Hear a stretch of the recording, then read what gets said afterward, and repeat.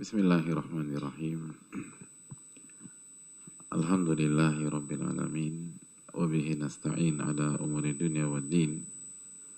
Wassalatu wassalamu ala ashrafil anbiya wal mursalin wa ala alihi wa sahbihi wa man sara ala nahjihi bi ihsanin ila yaumidin wa ba'd. Allahumma inna nas'aluka ilman nafi'an wa na'udzubika min ilmin la yanfa'. Hadirin yang Allah muliakan, alhamdulillah kita panjatkan puji dan syukur kita kepada Rabbul Alamin atas segala nikmat dan karunia yang Allah berikan dan Allah limpahkan kepada kita, nikmat yang tidak bisa kita hitung satu demi satu, nikmat yang senantiasa mengiringi kehidupan kita, di mana bumi itu dipijak di sana ada nikmat Allah Subhanahu wa taala, dan di mana langit itu dijunjung, di sana pun ada nikmat Allah Subhanahu wa taala. Dan nikmat terbesar adalah nikmat ilmu nafi, nikmat yang membuat kita bahagia di dunia maupun di akhirat, sesulit apapun ujian kehidupan kita. Karena yang membuat kita bertahan itu bukan berat atau ringannya ujian atau besar kecilnya musibah, tapi yang membuat kita bertahan, kita bersabar, bahkan kita bisa tersenyum di tengah puing-puing musibah adalah al-ilmu nafi. Bukankah Allah berfirman dalam surat Al-Kahfi ayat 68, "Wa kaifa tasbiru ala ma lam tuhit bihi khubra." Bagaimana Anda bisa sabar? Bagaimana Anda bisa bertahan? Bagaimana Anda bisa menahan sedangkan Anda tidak tahu ilmu dari perkara yang Anda hadapi? Jadi ketika kita nggak tahu ilmunya, disitulah awal kita tidak bisa sabar. Dan begitu kita tidak bisa sabar, maka yang ada adalah kegagalan dan kekalahan. Karena Nabi kita alaihi salatu wassalam menyampaikan, wa inna nasra ma'as sabar, sesungguhnya kemenangan itu selalu bersama kesabaran. Jadi kemenangan, keberhasilan menyelesaikan sebuah ujian, sebuah kasus, itu tuh selalu bersama kesabaran, hadirin. Nah begitu kita nggak sabar, maka lawannya kemenangan adalah kegagalan, sesimpel itu aja. Dan itu yang menjadi masalah. Maka nikmat ilmu itu adalah nikmat yang harus diperjuangkan. Dan sebagaimana yang kita tahu bahwa manusia dengan amanat itu nggak bisa dipisahkan. Karena langit sudah nyerah, hadirin. Nggak berani dia langit. Ditawarin amanat sama Allah, langit nggak berani ngambil. Bumi pun nggak berani. Gunung yang besar-besar itu nggak berani juga. Yang maju itu manusia, hadirin. Maksudnya apa sih Ustaz? Maksudnya surat Al-Ahzab ayat berapa? 72. Ketika Allah mengatakan, apa bunyinya? Inna aradnal amanata ala samawati wal ard wal jibal fa'abaina an yahmilnaha wa ashfaqna minha wa hamalahal insan. Kami tawarkan amanat kepada langit-langit. Asbes Pak Ustadz? Bukan, maksudnya 7 lapis langit, bukan langit-langit di atas. Kami tawarkan amanat itu ke langit, ke bumi, ke gunung, fa'abaina an yahmilna, nggak ada yang mau, hadirin. Berat itu. Dan takut mereka, khawatir. Wa hamalahal insan, dan manusialah yang maju gitu. Manusia memikul. Jadi itu memang garis kehidupannya manusia adalah mengemban amanat dan mengambil tanggung jawab gitu loh. Makanya kan walaupun jadi suami itu tanggung jawab yang sangat berat, tetap aja antum maju nggak ke calon mertua? Maju gitu. Dan itu udah tabiat manusia. Kita tahu bahwa semakin banyak uang, semakin banyak pertanyaan di hari kiamat. Tapi tetap nggak kalau kerja nyari salary yang paling tinggi? Ya itu manusia udah begitu. Dan itu nggak salah, asal itu tadi. Ada asalnya itu loh. Tapi manusia begitu. Atau nggak usah uang lah, ilmu deh, ilmu. Kita terus berusaha belajar ilmu, padahal wa an ilmihi madza amila bih, di hari kiamat kita akan tanya tentang ilmu kita dan apa yang kita udah amalin dari ilmu tersebut. Tapi kan cara berpikirnya bukan resign dari kajian, bukan. Tapi jawabannya ada di makna penutupan ayat tersebut ketika Allah mengatakan innahu kana zaluman jahula, manusia itu zalimnya minta ampun dan bodohnya luar biasa. Sehingga kuncinya adalah bagaimana kita punya ilmu dan adil dalam menjalani setiap tanggung jawab gitu loh. Jadi benar-benar nih ilmu nafi kebutuhan, hadirin. Karena kalau kita nggak tahu ilmunya, aduh berantakan kita. Karena itu tadi, setiap kita di sini nggak bisa lepas dari sebuah tanggung jawab, sebuah amanat, dan sebuah ujian. Jadi ujian, amanat, tanggung jawab itu menu sehari-hari kita. Pertanyaannya, ilmu itu menu sehari-hari kita atau bukan? Jadi kalau ilmu itu ternyata menu bulanan, sebulan sekali doang ngajinya, atau menu triwulanan, jadi ada orang ngaji per 3 bulan sekali, ya kan jomplang, hadirin. Di satu sisi masalah setiap hari, di satu sisi senjatanya diasah setiap 3 bulan sekali, ya berantakan.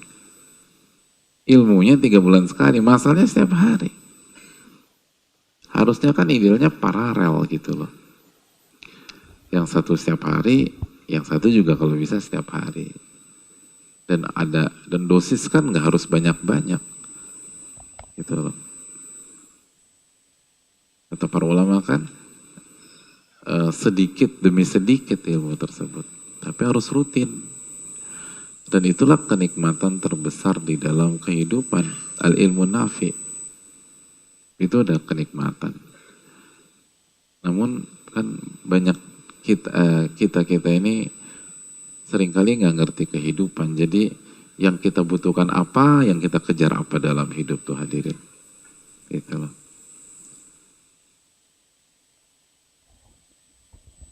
Kan gitu ya, kita kejar apa, yang kita butuhkan apa. Nggak sinkron kadang-kadang tuh. Ada orang tuh benar-benar ngejar uang terus.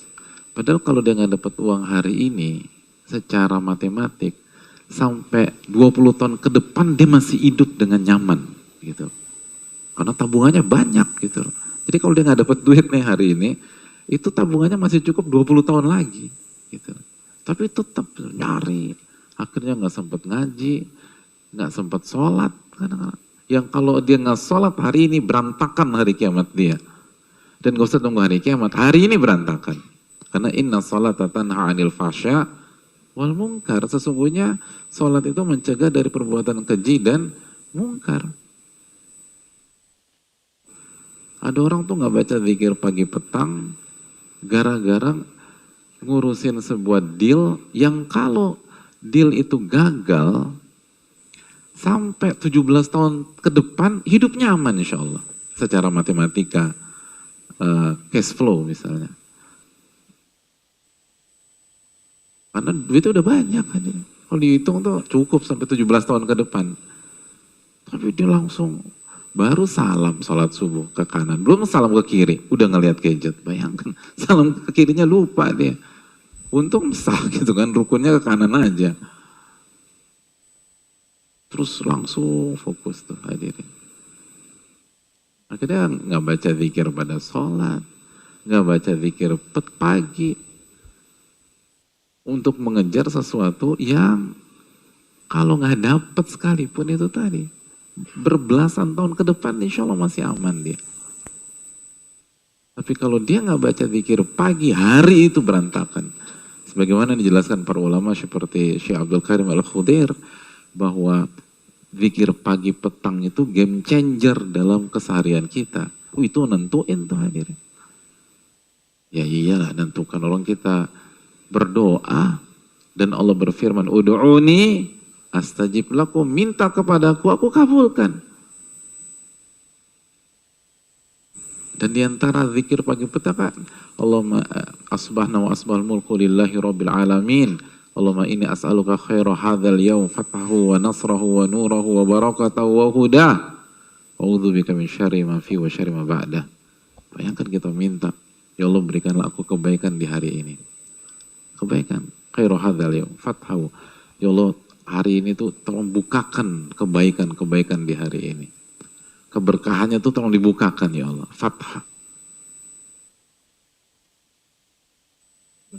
Ya kan pasti beda hadirin. Itu baru satu doa.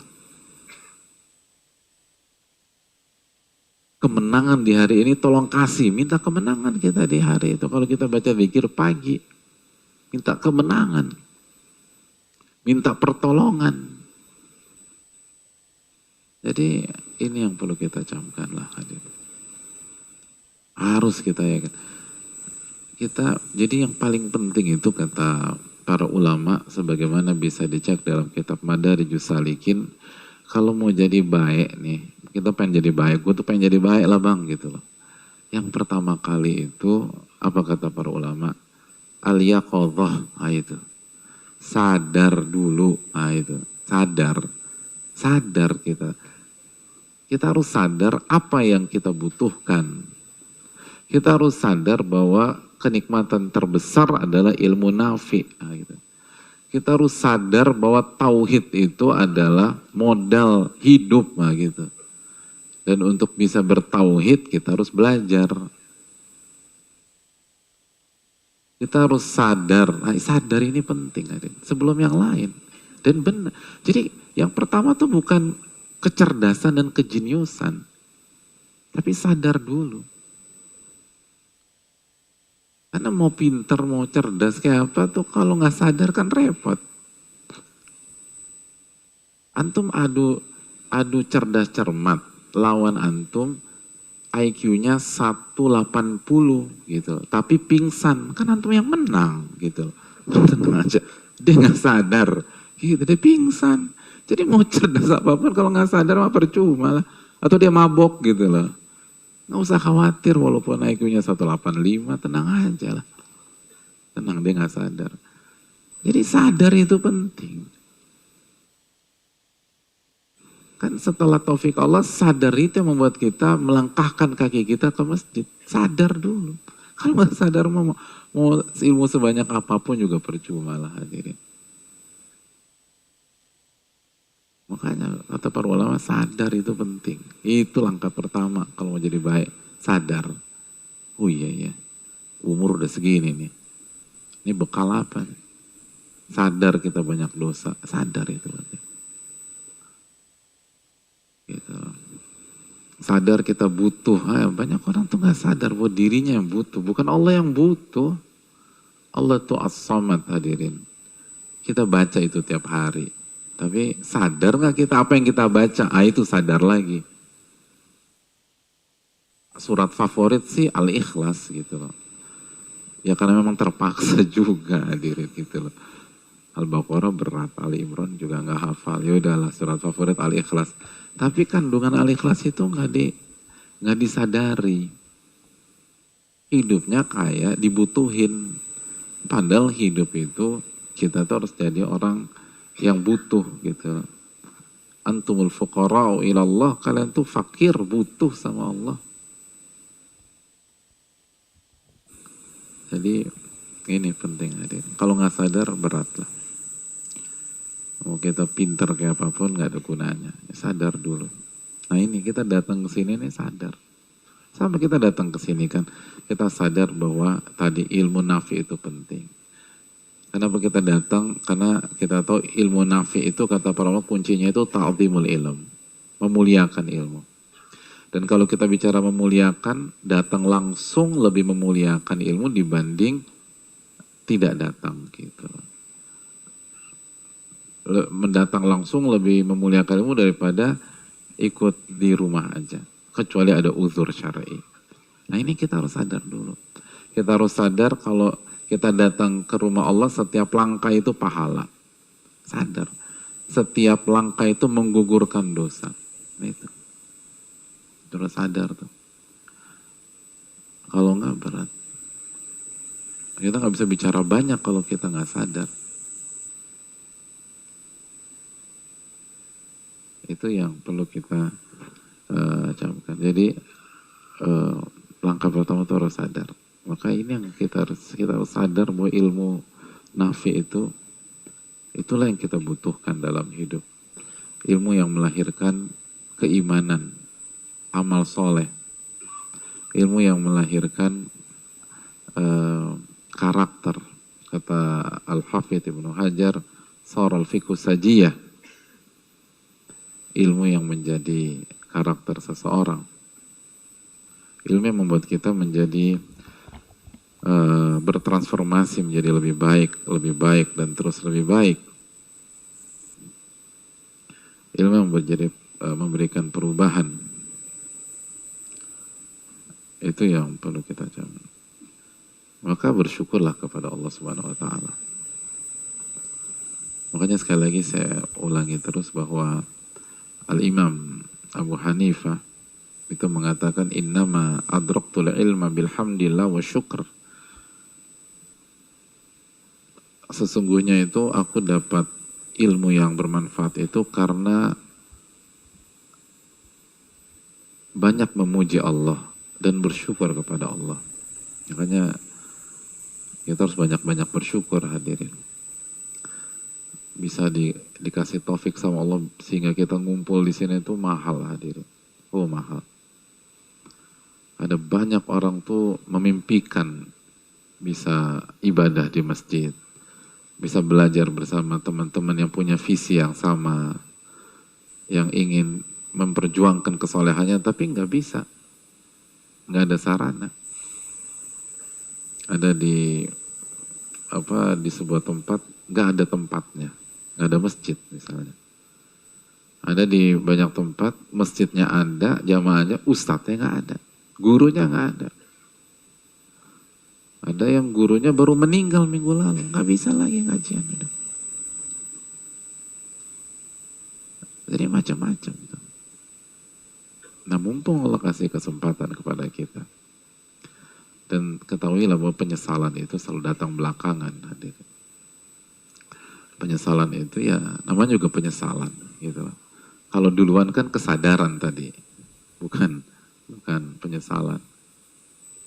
Jadi semoga Allah memberikan taufik kepada kita untuk bisa menyadari hal ini dan bisa mensyukuri sehingga benar-benar ilmu kita menjadi ilmu yang bermanfaat.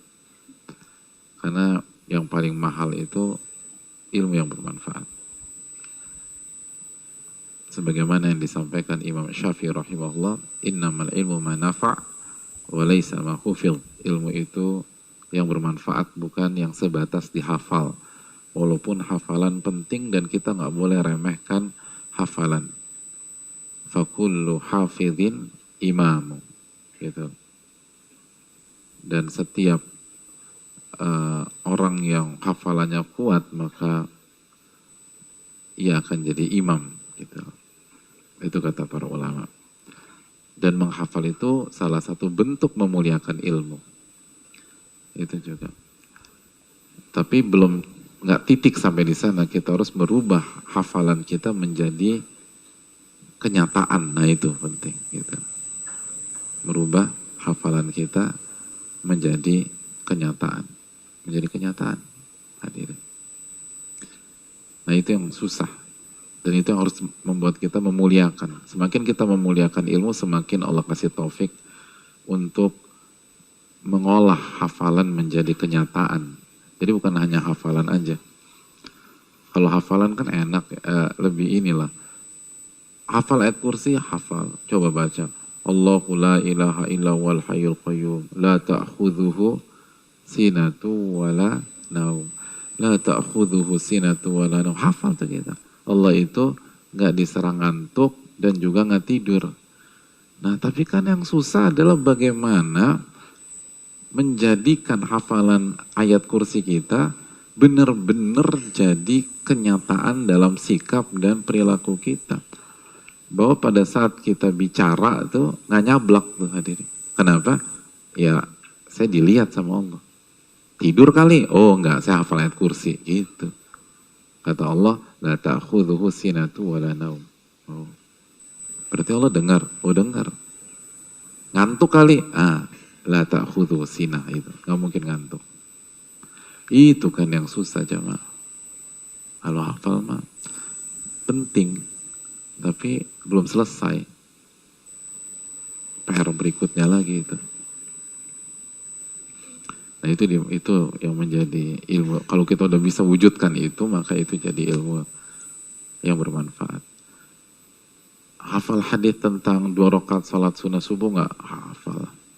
Rakaat al-fajri khairun minad dunya wa ma fiha. 2 rakaat salat qabliyah subuh lebih baik daripada dunia dan sisinya. Nah tapi gimana mewujudkan itu hadis jadi kenyataan di setiap pagi itu yang susah. Itu PR berikutnya. Nah, caranya itu muliakanlah ilmu hadirin. Dengan segala aspeknya yang dijelaskan oleh para ulama. Begitu. Itu hadirin. Oleh karena itu semoga Allah memberikan ilmu nafi bagi kita. Hadirin salawat dan salam semoga senantiasa tercurahkan kepada junjungan kita Nabi kita Muhammadin alaihi salatu wassalam beserta para keluarga, para sahabat dan orang-orang yang istiqomah berjalan di bawah naungan sunnah beliau sampai hari kiamat kelak. Kita akan melanjutkan. Mohon dibaca bersama Ibnu Jama' Al-Kinani Asy-Syafi'i rahimahullahu ta'ala dalam kitab Tadhkiratus Sami' wal Mutakallim fi Adabil Alim wal Muta'allim. At-Tasi' قال المصنف أحسن الله إليكم. بسم الله الرحمن الرحيم. الحمد لله رب العالمين والصلاة والسلام على رسول الله وعلى آله وأصحابه أجمعين. اللهم اغفر لنا ولوالدينا ولأساتذتنا ولمشايخهم وللحاضرين ولجميع المسلمين أجمعين. قال العلامة القاضي بدر الدين أبو عبد الله محمد بن إبراهيم بن جماعة الكناني الشافعي رحمه الله تعالى: 9 أن يطهر باطنه وظاهره من الأخلاق الرديئة ويعمره بالأخلاق المرضية. فمن الأخلاق الرديئة الغل والحسد والبغي والغضب لغير الله تعالى، والغش والكبر والرياء والعجب والسمعة والبخل والخبث والبطر والطمع والفخر والخيلاء والتنافس في الدنيا والمباهاة بها والمداهنة والتزين للناس وحب المدح بما لم يفعل والعمى عن عيوب النفس والاشتغال عنها بعيوب الخلق والحمية والعصابية لغير الله والرغبة والرهبة لغير الله والغيبة والنميمة والبهتان والكذب والفحش في القول واحتقار الناس ولو كانوا دونه. كفى جزاك الله خيرا. بسم الله الحمد لله والصلاة والسلام على بعد. قال المصنف رحمه الله التاسع أن يطهر باطنه وظاهره من الأخلاق الردية ويأمره بالأخلاق الرضية. Adab yang kesembilan adalah membersihkan batin dan zahir kita dari akhlak-akhlak yang buruk dan mengisinya dengan akhlak-akhlak yang diridhoi oleh Allah Subhanahu wa Ta'ala. Dan kemarin kita sudah jelaskan hadirin bahwa yang pertama kali itu bersihkanlah wadah ilmu, itu maksudnya. Karena segala hal, khususnya hal-hal yang mulia, hal-hal yang bernilai, hal-hal yang tinggi, hal-hal yang mewah, itu harus punya tempat yang bersih, higienis, tepat, proper, dan seterusnya. Dan ketika ketika kita ingin mengejar dan memilikinya, kita harus berpikir minimum dua hal. Yang pertama, bagaimana mendapatkannya, dan yang kedua, kalau dapat, bagaimana menempatkannya, tempatnya di mana nih, gitu loh. Selalu demikian. Kita mau beli mobil, kita berpikir gimana caranya beli tuh mobil. Lalu setelah saya dapatkan, tuh mobil diparkir di mana, tuh mobil ditaruh di mana. Mau beli motor gitu loh. Kita ingin beli motor besar. Nah, ada nggak garasinya gitu hadirin. Dan sampai kontrakan kita sama motor gedean, motornya repot gitu loh. Jadi selalu berpikir demikian. Nah, semua seperti itu. Apalagi ilmu. Ilmu itu ada tempatnya. Dan tempatnya sudah dijelaskan. Fi suduril ladzina utul ilma. Di dalam dadanya orang-orang yang berilmu. Jadi ilmu itu di hati. Surat berapa? Surat apa ayat berapa? Jauh banget antum. Coba teriak.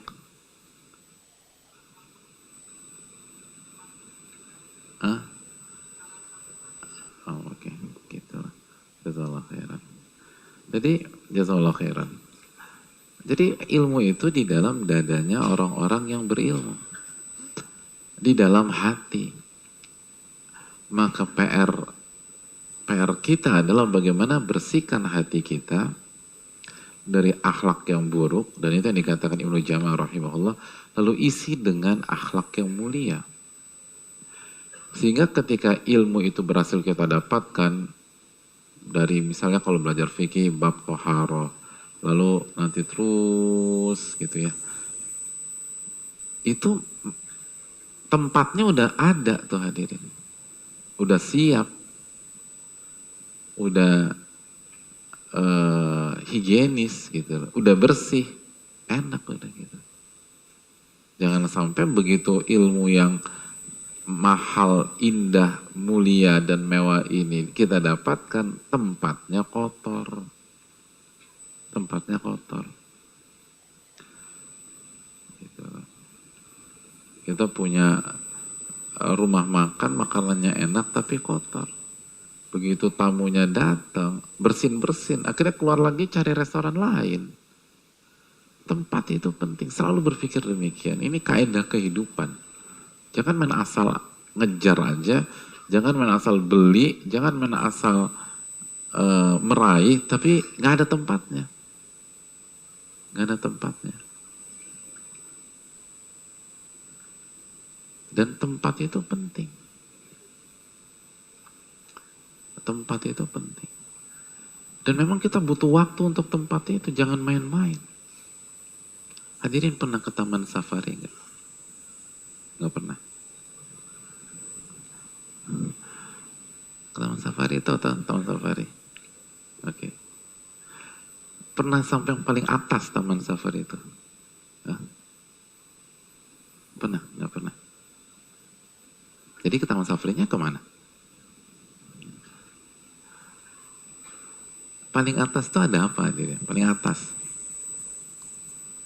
Ya Allah, nggak pernah ke taman safari. Paling atas itu dihuni apa? Hah? Mainlah ke sana hadirin. Sowan lah, sowan. Panda hadirin. Itu paling atas panda. Ya Allah hadirin. Iya kan, panda, beneran. Itu luasnya minta ampun. Dan begitu ke sana pandanya ada berapa? Ada 2 hadirin. Lalu secara umum ketika kita ke sana pandanya lagi ngapain? Lagi tidur. Loh, beneran lagi tidur karena masih bayi panda itu, panda kecil tuh ada jangka waktu tidurnya. Secara umum kalau kita ke sana tidur. Jadi itu saya mikir ya Allah, hanya untuk 2 panda aja persiapan tempatnya tuh luar biasa hadirin. Cuma 2 panda. Itu taman safari siapkan tempat yang bukan kandang. Pernah kan? Makanya harus ke taman safari kita nih.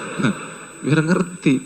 Itu bukan kandang, itu bukit itu loh hadirin. Paling atas tuh. Bukit lah.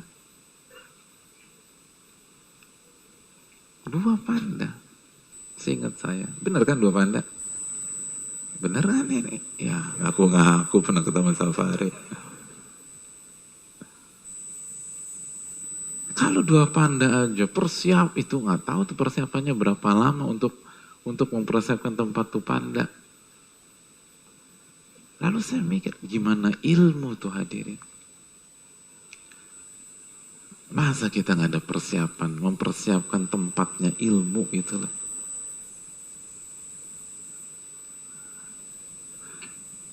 Yang kalau ayat Quran itu diturunkan ke gunung tuh la ra'aitahu khashi'an mutasaddian min khasyatillah, itu gunung itu akan goncang hadirin. Kita tempatnya kita nggak pernah pedulikan. Kajian ikut kajian juga sambil tidur-tiduran, guling-gulingan gitu lah. Sambil santai-santai, kaki diangkat. Kira-kira mungkin nggak dapat ilmu nafi gitu loh.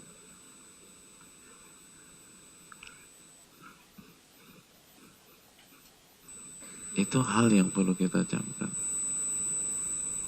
Itu hadirin, tempat itu harus dibenahi. Singkirkan dulu tuh yang buruk-buruk dalam hati kita. Baru ketika tempatnya bersih, enak tuh. Al-Fatihah masuk tuh udah enak. An-Nas masuk, lapang tuh dada kita. Al-Falak masuk, aduh. Al-Ikhlas makin yakin kita, kan gitu. Makanya kan dulu para sahabat belajar apa dalam hadis Jundub? Mereka belajar iman sebelum Al-Quran. Maka setiap mempelajari ayat, iman mereka bertambah. Gitu. Kita semakin belajar semakin terbebani, bingung kita. Nah ini ada yang salah. Jangan-jangan kita belum bersihkan hati kita itu. Ada yang belajar ngantuk hadirin. Ya Allah.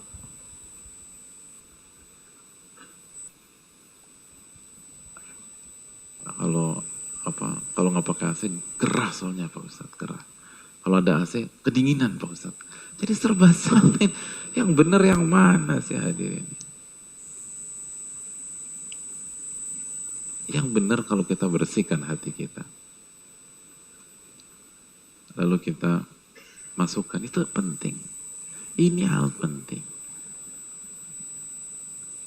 Makanya itu yang perlu kita camkan. Nah di antara kotoran hati yang harus kita hilangkan, nah, disebutkan sama Ibnu Jamal rahimahullah. Yang pertama itu al-ghil, gitu loh. Al-ghil, nah itu harus dihilangkan. Kalau mau ilmunya ilmu bermanfaat, nah ini. Kalau kita pengen ilmu kita ilmu nafi, diantara kotoran hati yang harus kita buang, al-ghil. Nah itu al-ghil. Ilmu nafi adalah sebuah kebutuhan, ilmu yang bermanfaat itu sebuah kebutuhan. Dan ilmu yang bermanfaat tidak mungkin diraih kecuali dengan ta'zimul ilm, memuliakan ilmu. Dan di antara memuliakan ilmu adalah kita memberikan perhatian ke tempatnya ilmu dengan membersihkan, dengan takhliyah, dengan membersihkan tempatnya ilmu yaitu hati dari noda dan kotoran-kotoran hati. Dan di antara kotoran hati yang harus kita bersihkan adalah al-ghil. Sebagaimana dijelaskan oleh Ibnu Jama'ah Al-Kinani Asy-Syafi'i rahimahullahu ta'ala. Dan ghil adalah atau dijelaskan oleh para ulama, artinya al-adawah al-muta'assilah al-mutaghalghilah fil qalbi, permusuhan yang menancap dan bergelora di dalam hati gitu, yang meletup-letup di dalam hati. Dan permusuhan ini itu karena rasa benci terhadap pihak tersebut. Tusahibuha ragbatun fin nafsi lil intiqam. Lalu kebencian itu ketemu dengan keinginan nafsu kita untuk membalas atau melakukan sesuatu hal yang buruk kepada pihak yang kita benci tersebut. Bahkan ini bisa sampai pada titik melenyapkan dia. Bisa sampai pada titik itu. Jadi intinya bahwa al-ghil adalah permusuhan yang ada dalam hati dan kebencian. Jadi ketika kita benci dan kita memusuhi seseorang tanpa hak, tanpa alasan yang benar, atau jika alasannya benar tapi caranya melampaui batas, maka itu dinamakan al-ghil.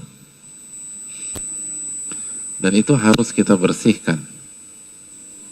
Jadi kalau ilmu kita, atau kalau kita berharap ilmu kita bermanfaat, bahwa kita harus bersihkan sifat ini dari hati kita. Sifat permusuhan, kebencian kepada orang karena urusan dunia.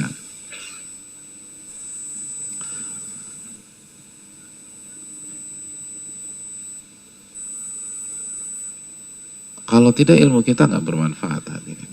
Dan itu akan pengaruh kemana-mana. Ingat loh, kalau ilmu kita nggak bermanfaat, ini akan pengaruh ke sholat, ke puasa, ke zikir, ke kekhusyuan, dan lain sebagainya. Dan itu terbukti kalau kita punya musuh dan kita benci sama dia, itu sholat nggak khusyuk. Itu zikir lupa. Jadi itu real, kita rasakan bersama-sama. Makanya ini penting, kalau kita menginginkan ilmu yang bermanfaat, kita harus takhliyah, kita harus bersihkan wadahnya ilmu, yaitu hati kita, dari sifat memusuhi yang bukan karena Allah Subhanahu wa taala, lalu membenci. Baru nanti Allah akan kasih ilmu yang bermanfaat kepada kita. Jadi bayangkan ya, artinya ternyata ada hubungannya loh hadirin. Jadi kalau kita datang ke kajian dalam kondisi marah-marah, itu kemungkinan ilmu kita di kajian gak bermanfaat. Gitu, ke kajian marah-marah sama istri, marah-marah sama suami. Kalau marah mendidik, nggak ada masalah. Tapi kalau marah emosi, kesel, lagi musuhan gitu loh. Gitu. Terus walaupun ikut kajian, itu bisa jadi kajiannya nggak bermanfaat. Bahkan sebagian itu datang sama istrinya ribut, ya di mobil ribut, begitu. Berhentinya pas sudah parkir aja. Terus nanti ribut lagi gitu loh. Itu seringkali main serang-serangan di kajian gitu loh. Pas ada materinya mendukung dia, dengar tuh kata Ustadz, dengar tuh kata Ustadz gitu, japri istrinya gitu loh. Nanti begitu itu di menit ke 10 ke 15. Nanti kalau di menit ke 20 itu memihak ke istrinya balik lagi. Sekarang kamu yang dengar tuh, catat gitu loh. Ini gue kasih screenshotnya, jadi dikasih screenshot serunya. Ya, dan gak ada manfaatnya. Jadi ilmu itu cuma menang-menangan doang. Bahkan ribut WA akhirnya. Karena kalau kita ingin ilmu kita bermanfaat dan kita lagi ribut gitu ya, lagi naik mobil atau naik motor bareng ribut, itu selesaikan, minta maaf dulu lah, baru kita kajian gitu. Saya mohon maaf saya khilaf tadi ini, ya aku juga minta maaf dan seterusnya. Kalau kita kajian bareng itu beda ya. Karena itu penting. Ini fungsinya kita belajar buku seperti Tadkiratus Sami dan lain-lain agar kita ngerti bagaimana cara mendapatkan ilmu yang bermanfaat itu. Dan ternyata semua punya kaitan, semua punya koneksi. Karena ini bukan maklumat, ini tuh karakter. Kalau Anda ingin ilmu Anda bermanfaat, begitu Anda belajar, hati Anda harus bersih dulu. Dari gil. Kalau enggak, aduh berat. Makanya kan doanya orang-orang beriman. Apa kata Allah dalam surat Al-Hasyr ayat 10? Walladzina ja'u min ba'dihim yaqulun, dan orang-orang yang datang setelah mereka berdoa, Rabbana ighfir lana wa li ikhwanina alladzina sabaquna bil iman wa la taj'al fi qulubina ghillan lil ladzina amanu. Rabbana innaka ra'ufur rahim. Mereka berdoa, Rabbana ighfir lana, ya Allah maafkanlah kami dan maafkanlah saudara-saudara kami yang lebih dulu beriman. Lihat pentingnya menghargai senior hadirin, yang lebih dulu beriman sebelum kita, yang lebih dulu mendapatkan hidayah sebelum kita. Jangan pernah lancang sama senior, jangan pernah sombong di hadapan orang-orang yang lebih dulu. Walaupun kita lebih banyak maklumat, walaupun kita lebih banyak hafalan, gak akan berkah ilmu kita. Bahkan Nabi SAW mengatakan, Al-barakatu ma'akabirikum, keberkahan bersama para senior-senior kalian.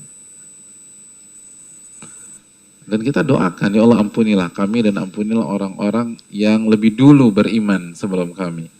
Wala taj'al fi qulubina ghillan lil ladzina amanu, dan janganlah engkau jadikan gil di dalam hati-hati kami kepada orang-orang beriman. Jangan sampai, ya Allah jangan sampai hati kami itu benci sama orang beriman. Anda punya permusuhan dengan orang beriman. Jangan. Karena kalau sampai bermusuhan, ilmu gak bermanfaat. Kalau ilmu gak bermanfaat, mau ngaji puluhan tahun gak ada gunanya. Gak berubah. Gak ada kekhusyuan, gak ada perubahan, rumah tangga gak berkah, nanti anak-anak berantakan dan seterusnya. Makanya penuntut ilmu jangan pendendam hadirin. Jangan jadi pribadi pendendam. Itu nggak baik dan itu merugikan kita. Dan itulah upaya yang dilakukan para ulama kita. Ibnu Sammak pernah menyampaikan atau pernah diriwayatkan bahwa beliau punya masalah dengan salah satu saudara beliau, salah satu teman beliau. Lalu marah temannya ini hadirin sama beliau. kata temannya, al-mi'at baini wa bainaka ghadan nata'atabu. Nanti di hari kiamat saya dan kamu saling mengitap, gitu, saling menyerang, saling mengkritik di hadapan Allah. Nanti kita akan lanjutkan urusan ini, kata temannya. Nah, ta'atab. Kalau teman kajian kita bilang itu ke kita, respon antum gimana? Ada terlibat miskomunikasi atau marah? Atau mungkin kita yang saat, atau apa, sama-sama salah lah gitu. Terus dia bilang ke kita, hari kiamat nanti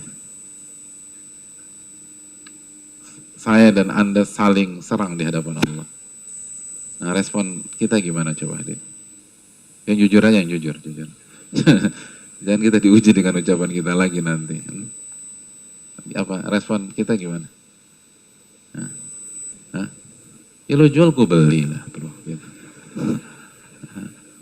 Lo jual gue beli lah. Gue nggak cari masalah sama lo. Kalau mau ribut ya ribut di akhirat ya akhirat. Atau ada opsi lain?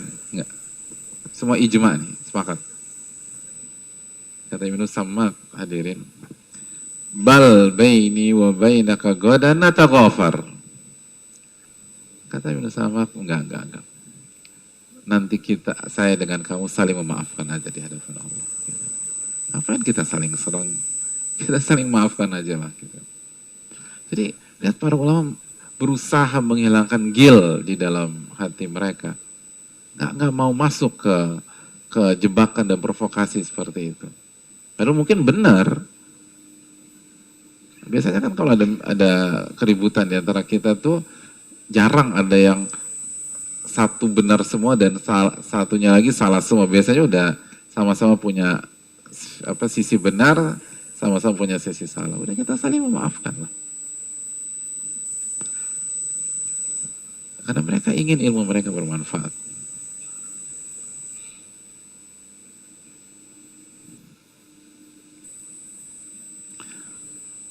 Ketika ada seorang penguasa menyampaikan kepada sultannya ulama madzhab Syafi'i besar. Siapa sultannya ulama? Hah? Siapa yang mendapatkan gelar misal?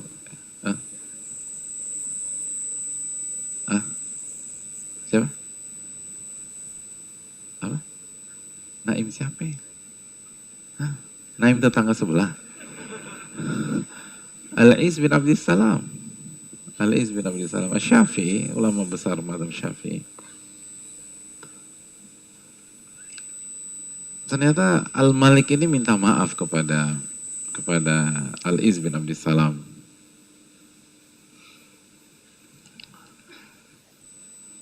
Beliau minta maaf. Ij'alni fi hil, kata beliau. Tolong maafkanlah. Mungkin buat salah biasa. Fajabul Iz qailan. Lalu direspon sama Al-Iz bin Abdissalam.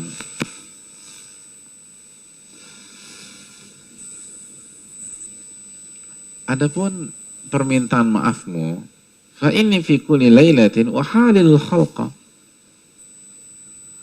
Aku tuh setiap malam, aku halalkan semua orang yang zalim sama aku. Subhanallah. Nggak usah minta maaf. Setiap malam itu, saya sudah halalkan orang yang jahat sama saya.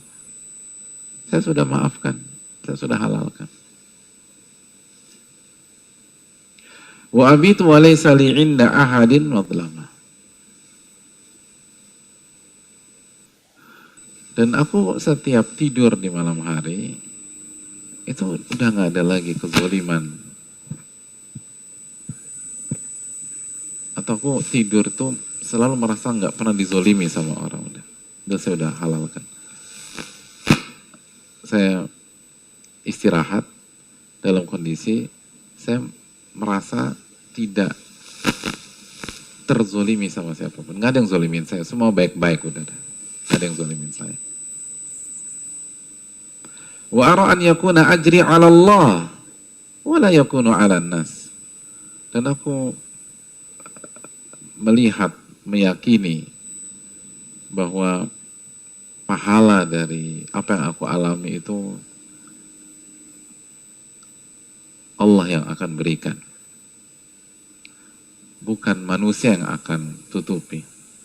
Jadi Allah yang akan ganti semua, bukan manusia. Manusia fakir, manusia nggak punya duit, manusia pelit, manusia hitung-hitungan.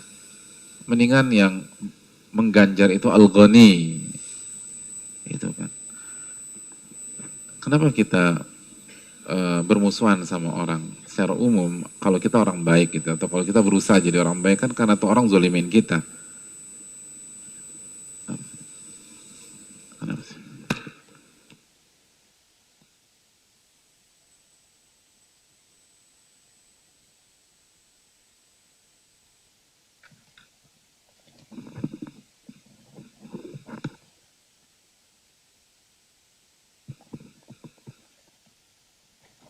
Tes, cek, tes, tes, tes, cek, tes, cek, tes.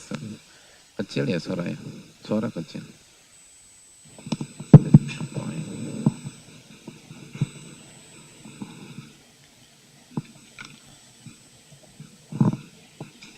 Tes. Nah ini hadirin. Kenapa nggak dari tadi ya hadirin? Ini nggak bener nih panitianya. Udah gil ya, udah gil. Baru bahas ini udah gil, ya Allah. Emang kita diuji dengan ucapan kita hadirin. Nasallallahu afiyah. Semoga Allah ampuni kita. Kita lanjutkan. Al-Izz mengatakan bahwa aku melihat kalau aku ngalamin kezoliman atau dizolimi, Allah lah yang akan ganjar, bukan manusia. Wala yakunu 'alan nas, bukan manusia yang akan mengganjar dan membalasnya, tapi Allah aja. Ya nggak heran mereka dapat ilmu yang bermanfaat hadirin, karena mereka ngerti cara bersikap dalam tanda kutip, cara bermain dalam hidup, bersihkan hati dari gil. Makanya kan Imam Ahmad rahimahullah, bayangkan beliau di penjara 14 tahun kurang lebih hadirin, kurang lebih. Dan beliau pernah mengatakan apa? Saya maafkan Mu'tasim, kata beliau, dan seluruh yang mencambuk saya, dan semua yang bertanggung jawab, baik yang langsung maupun tidak langsung, saya maafkan. Dan ada kata-kata yang luar biasa Imam Ahmad. Kata beliau, la yu'adzab fiyya, la yu'adzabu fiyya ahadun. Saya nggak ingin ada satupun manusia diadab oleh Allah karena menzolimi saya. Wih, luar biasa. Nah, heran Imam Syafi'i mengatakan beliau imam dalam 8 bidang. Dan diantaranya Imamuz Zuhud, Imamul Wara', imamnya kezuhudan, imamnya kewaraan. Bayangkan, di saat kita hari ini mengatakan biar Tuhan yang balas, gitu kan, kalau kita bahasanya gitu ya.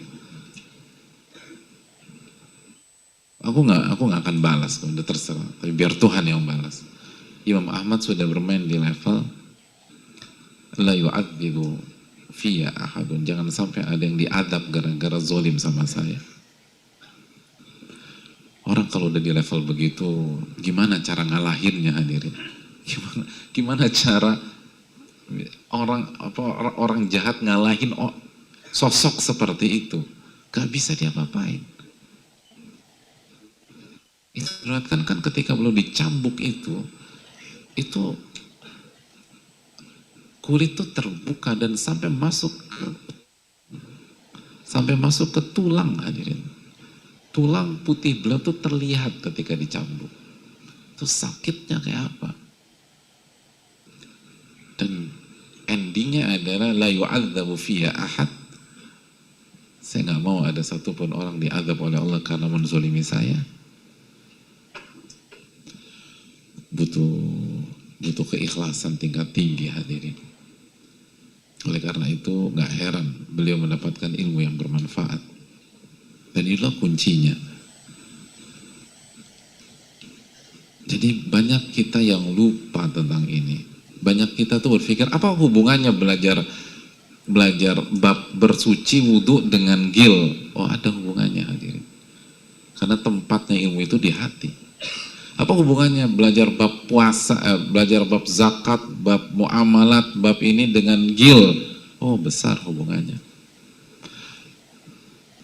Apa hubungannya belajar bab akidah, belajar bab tauhid dengan gil? Oh, itu sangat berhubungan. Ini nih salah satu buah dari akidah yang benar, dari tauhid yang benar, dari keikhlasan yang tulus, dari kejujuran seorang sama Allah Subhanahu wa Ta'ala. Dan begitu hati bersih dari gil, itu ilmu itu enaknya luar biasa. Dan kita bisa mengedepankan ilmu dalam setiap masalah-masalah kita. Kenapa kita kesulitan mengedepankan ilmu, memberikan panggung dalam diri kita kepada ilmu ketika ada masalah? Ya karena gil itu salah satunya. Karena kita udah benci gitu loh. Makanya begitu ada masalah yang kita kedepankan nafsu, emosi, karena bencinya itu, gilnya itu, permusuhannya itu. Baru kita tahu ayatnya nih, kita tahu hadisnya, tapi kita nggak kedepankan ayat atau hadis, karena keburu nggak suka sama dia. Makanya kata para ulama kan, wa ainu sukhti tubdil masawiya, mata tuh kalau nggak suka semuanya salah udah. Dari ubun-ubun sampai jempol kaki salah. Tapi kalau mata itu sudah ridho, wa ainu ridho an kulli aibin kalila. Tapi kalau mata itu udah ridho, kata ulama, semua aib itu ada justifikasinya. Kita kalau udah suka sama orang, itu orang mau melakukan apa tuh, oh enggak, dia maksudnya bukan begitu bro, gitu loh. Itu karena dia begini-begini. Jadi kita jadi ahli tafsirnya gitu loh. Padahal nggak gitu juga. Bisa jadi benar-benar dia salah, tapi kalau kita udah sayang banget sama dia, ridho banget, udah semuanya benar deh. Tapi kalau mata udah benci, udah musuh, udah nggak suka, salah udah. Kan gitu, salah udah.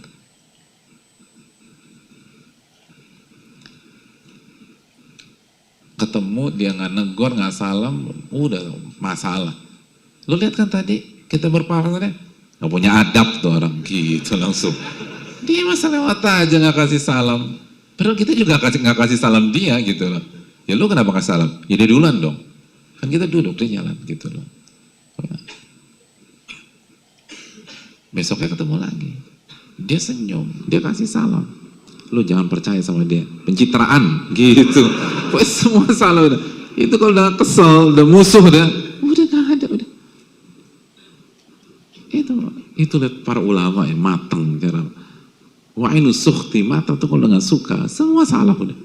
Antum mau ngapain salah udah. Makanya kan kata Allah itu jangan punya keinginan diterima oleh semua makhluk, nggak bisa. Orang tuh kalau udah nggak suka sama antum, semua yang antum lakukan salah. Mendingan cari wajah Allah Subhanahu Wa Taala, cari ridho Allah. Makanya kan kata Imam Syafi'i, ridho nas goyatun la tudrok, cari ridho seluruh manusia itu impian yang mustahil, nggak mungkin.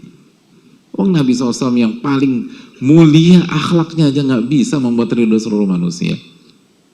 Ini apalagi kita. Kata sebagian orang seperti Ibnu Hazm rahimahullah, wong Allah aja dicela sama manusia, lalu Anda ingin selamat dari celaan manusia, itu akal sehat Anda kemana gitu. Allah saja ada yang celah kok. Ada kita dengar, mana keadilan Allah kalau begini gitu. Lalu dicela Allah Subhanahu Wa Taala. Oleh karena itu sekali lagi ini yang perlu kita camkan bersama-sama. Jadi bersihkan hati kita dari gil. Kalau kita ingin ilmu kita bermanfaat. Dan latih dari hari ini, bersihkan, jangan membenci orang, jangan bermusuhan, kedepankan memaafkan. Makanya hadirin sekalian Allah muliakan, apa kata Allah Subhanahu wa taala ketika Allah menjelaskan tentang nikmat yang Allah berikan kepada Rasulullah sallallahu alaihi wasallam? Kata Allah Subhanahu wa taala dalam surat yang antum sudah hafal. Insya Allah mayoritas di sini hafal lah surat tersebut. Surat apa kira-kira? Yang mayoritas antum hafal? Al-Baqarah atau Al-Imran? Al-Insyirah. Alam nashrah laka sadrak, itu. Bukankah alam nashrah, bukankah kami telah lapangkan dada Anda? Kelapangan dada itu penting hadirin. Itu lapang dada itu kunci hidup tuh hadirin. Lapang dada itu penting. Itu modal paling besar kata para ulama. Itu modal besar. Dada tuh udah lapang, enak aja, nggak gampang terprovokasi, nggak ini, nggak itu. Jadi itu bersih dari gil itu tadi, nggak sempit gitu. Wallahu ta'ala bisawab. Ini yang bisa disampaikan. Kita buka sesi tanya jawab. Wassalamualaikum ala nabiyina Muhammad wa ala alihi wa sahbihi ajma'in. Ada pertanyaan?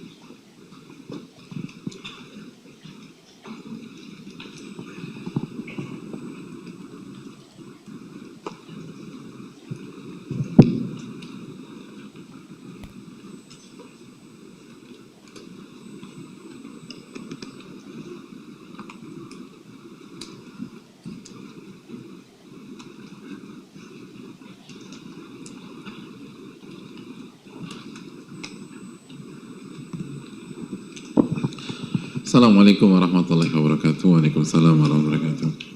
Bismillah, semoga Allah merahmati dan memberkahi Ustaz dan keluarga. Amin ya rabbal alamin. Dan semoga Allah merahmati Ibnu Jamaah dan seluruh para ulama-ulama kita.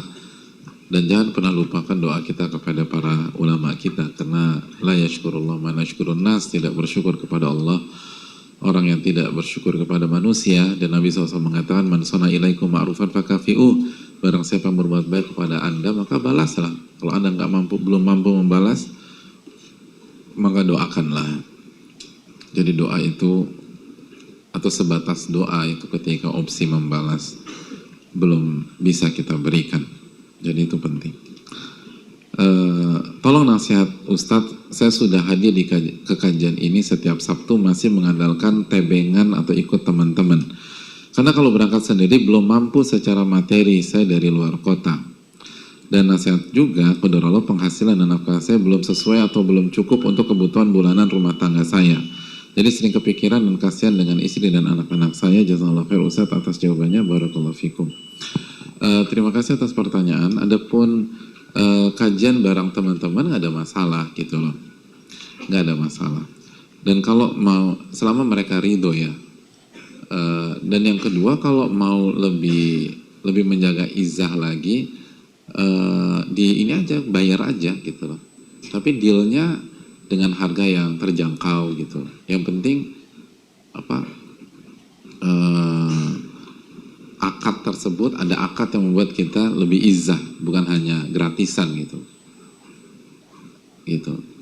Bisa dimengerti nggak? Ya contoh misalnya, kalau sewa mobil per hari berapa? Ya tergantung mobilnya lah hadirin. Kok jauh 200 segala macam, mobilnya apa itu loh. Kalau mobil apa misalnya, Avanza misalnya berapa? 3,5. Antum 200, 300. Lebih murah di sini hadirin. Antum tuh sama guru dimahalin. Bercanda. 300 ya per hari ya. Kan nggak ada masalah kalau ada yang mau sewa, misalnya kita lihat belum nggak mampu. Daripada itu oke, 5.000 deh, 5.000. Boleh nggak kita sewakan mobil kita yang ininya 300, kita sewakan 5.000? Boleh kan, nggak ada masalah. Tapi dia punya izah gitu loh. Jadi saya ini bukan gratisan, saya sewa gitu loh. Berapa? 5.000. Ya sama aja, itu kesian aja sama. Loh nggak, beda lah, itu akadnya beda. Jadi hal-hal kayak gitu tuh bisa diinikan, atau patungan bensin atau apa. Pokoknya ada upaya lah, walaupun sedikit. Kan fattakullah masata'tum, bertakwalah kepada semampu kalian. Itu bisa diatur lah, sehingga. Tapi kalau intinya kalau selama teman-teman kita ridho dan senang, dan bahkan sebagian orang butuh teman loh, apalagi kalau ini dari luar kota, kan garing juga pergi sendirian tuh nggak enak. Dan sunnahnya juga jangan sendirian kan kalau keluar kota selama mungkin kan.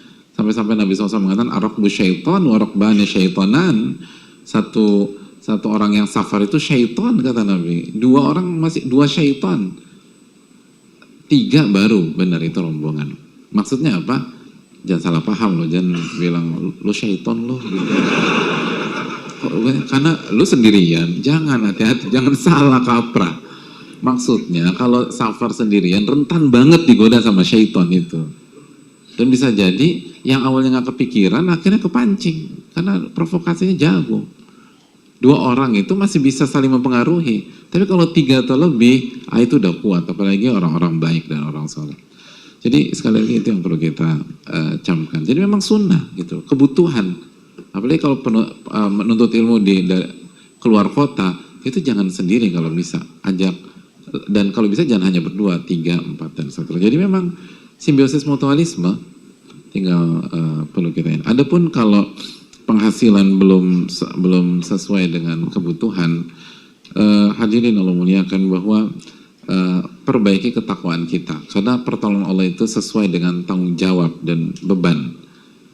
Al-ma'una ta'ti minallahi 'alal 'abdi 'ala qadril mu'nah, kata Nabi SAW bahwa pertolongan itu Allah berikan ke hambanya itu sesuai dengan beban, sesuai dengan tanggung jawab, sesuai dengan ujian. Jadi kalau ternyata dirasa kurang, coba evaluasi ikhtiar kita, coba evaluasi upaya kita, dan yang paling penting evaluasi ketakwaan kita. Karena Allah berfirman dalam surat At-Talaq ayat 2 dan 3, "Wa man yattaqillah yaj'al lahu makhraja wa yarzuqhu min haitsu la yahtasib." Barang siapa yang bertakwa kepada Allah, Allah akan berikan jalan keluar dan rezeki dari arah yang tidak ia duga-duga.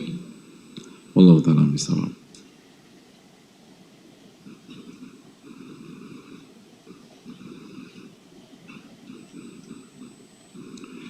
Bismillah, semoga Ustadz dan keluarga, para jamaah dan umat muslim dirahmati oleh Allah. Amin ya rabbal alamin. Jangan lupa mengucapkan salam, karena dalam riwayat assalam qabla su'al, salam sebelum bertanya. Lalu yang kedua, jangan lupa doakan Ibnu Jamaah dan para ulama kita yang telah memberikan ilmunya kepada kita, dan itu salah satu rasa syukur kita kepada ulama-ulama kita.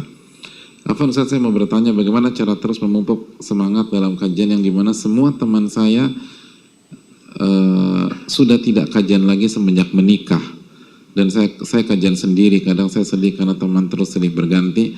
Apakah itu juga cobaan Allah dalam memilihkan saya teman? Jazakallahu khair. Iya, itu salah satu ujian dari Allah Subhanahu wa taala, dan ini sebuah kesalahan hadirin.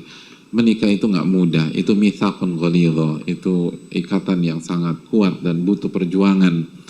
Dan pernikahan justru harus membuat kita semakin semangat belajar dan beramal, karena ujiannya tuh beda, tanggung jawabnya beda. Warrajulu ra'in, dan seorang laki-laki adalah pemimpin dalam rumah tangga. Dia akan ditanya sebelum menikah, dia ditanya tentang dirinya. Setelah menikah dia akan ditanya tentang istri dan anak-anak. Begitu juga dengan wanita, wal mar'atu ra'iyatun an baiti zaujiha wa waladi. Dan wanita adalah pemimpin dan akan ditanya tentang urusan rumah dan anak-anak. Sebelum dia menikah, dia akan ditanya tentang dirinya sendiri. Tapi begitu dia sudah menikah, dia akan ditanya tentang urusan rumah dan anak-anak. Artinya bahwa beban ini semakin besar. Kalau beban semakin besar, harusnya ilmu harus semakin diperhatikan, bukan semakin menghilang. Itu bahaya. Jadi itu sama saja anak gunung lalu biasa naik gunung, persiapan, lalu sekarang memilih gunung yang jauh lebih tinggi, jauh lebih berat, dan tanpa persiapan sama sekali. Itu sama saja membahayakan diri dia. Ini hal yang nggak mudah, hal yang sangat tidak mudah, dan syaitan akan berusaha membuat pasangan itu bercerai, sebagaimana hadits Muslim. Oleh karena itu justru seharusnya semakin atau ketika kita menikah kita semakin semangat belajar, semakin minta pertolongan kepada Allah, semakin takut kepada Allah, semakin rajin sujud, semakin rajin ruku, karena kita tahu bahwa peta berubah dan ujian semakin banyak dan semakin berat. Maka kalau ujian semakin berat, maka persiapan harus semakin matang, semakin matang. Dan adapun justru menghilang, maka itu sebuah kesalahan fatal, dan itu salah satu indikasi kita belum siap menikah gitu loh. Hobi sibuk itu resiko gitu loh. Kalau Anda mau ambil itu harus siap konsekuensi, ilmu itu harus dijaga secara rutin, dan itu bahaya besar buat keutuhan di dunia maupun di akhirat. Ini yang bisa disampaikan. Jazakallahu khair, semoga bermanfaat. Subhanakallahumma wa bihamdika, la ilaha illa anta, astaghfiruka wa atubu ilaik. Assalamualaikum warahmatullahi wabarakatuh.